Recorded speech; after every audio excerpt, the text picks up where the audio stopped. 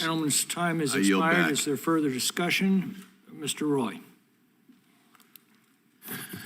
Thank the chairman. I'd like to speak in support of the underlying bill. And I would also like to speak in support of the amendment. I will vote for both. And there are a variety of reasons why. First of all, the Congress is disastrously broken. There is no other way to put it, no matter which side of the aisle you are on, no matter what part of the ideological spectrum you sit. It is disastrously broken. There are a lot of examples I could give, but the 33 trillion examples is probably the best one. It is just an abject failure and has been for my entire life. I'm 51 years old. I am hard pressed to think of many things that this body has done over those 51 years that are particularly all that productive for the grand scheme of advancing this republic's interest. It's just broken. And I don't know anybody in America across the country, for the most part, who doesn't feel that way. We poll consistently below 20%. Term limits poll consistently above 80%. Now, there's a reason for that. Now, sure, do I think in the abstract and the theory that the best term limit is the voting booth? Yeah, sure. But the problem here is we all get it between gerrymandering for political purposes, gerrymandering and line drawing because of the Voting Rights Act or whatever it is. There are lines that are drawn all over our country that perpetuate parties and members of Congress that consistently stay there. And this idea that expertise is somehow the reason to say, oh, we should just keep staying here in perpetuity, I think is insane.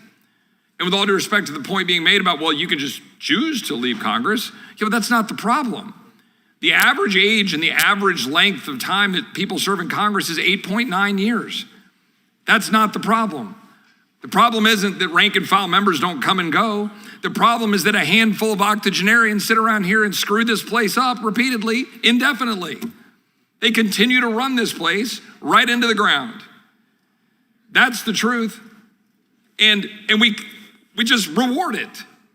So I'm going to support this. It's probably not going to pass for whether it gets out of committee and the number of votes that it takes to amend the Constitution of the United States. But I tell you what, one thing we could propose, we don't have to have a constitutional amendment to say that, okay, after 12 years of service, if you love being a representative and bringing your grand expertise to this grand august body so much, how about you do it for no pay?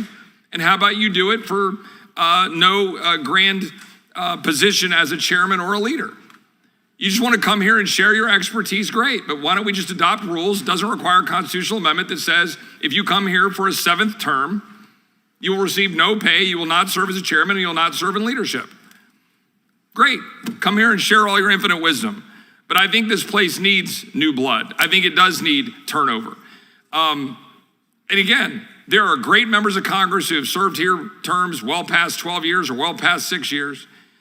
And there are many terrible first-term members of Congress. And I'm sure many think I'm a terrible third-term member of Congress. That's fine. All I'm saying is this place has got to change.